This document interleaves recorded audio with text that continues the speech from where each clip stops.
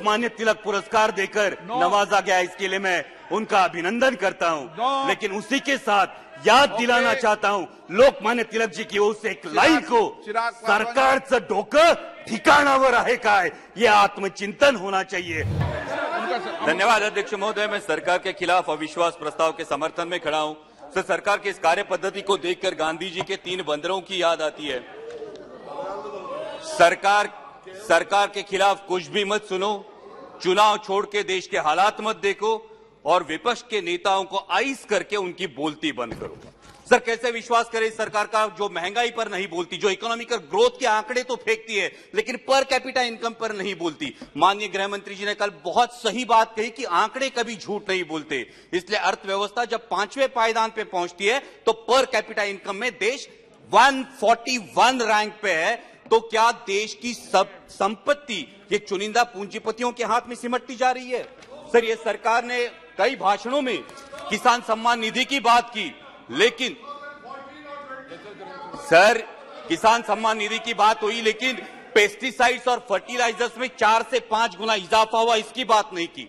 अभी माननीय अर्थमंत्री जी बोल रही थी तब उन्होंने टमाटर के बारे में इंटरवेंशन की बात की, लेकिन सर पिछले 4-5 सालों से हमारे किसान टमाटर सड़क पर फेंक रहे थे तो उन किसानों के आंसू पोंछने ये सरकार नहीं गई। सर, वही हाल आज प्याज के दामों का है।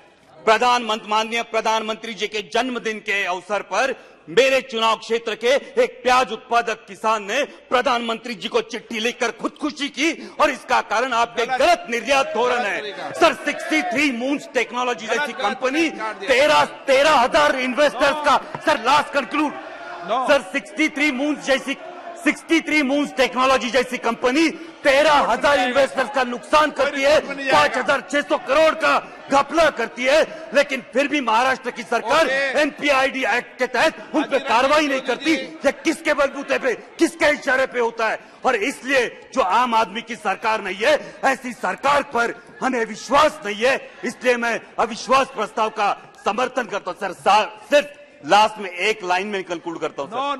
सर, एक लाइन में कंक्लूड करता हूं। हाल ही में माननीय प्रधानमंत्री जी को लोकमान्य तिलक पुरस्कार देकर नवाजा गया, इसके लिए मैं उनका अभिनंदन करता हूं। लेकिन उसी के साथ याद दिलाना चाहता हूं लोकमान्य तिलक जी की ओर से एक लाइन को, सरकारचं डोकं ठिकाणावर आहे काय, ये आत्मचिंतन होना चाहिए।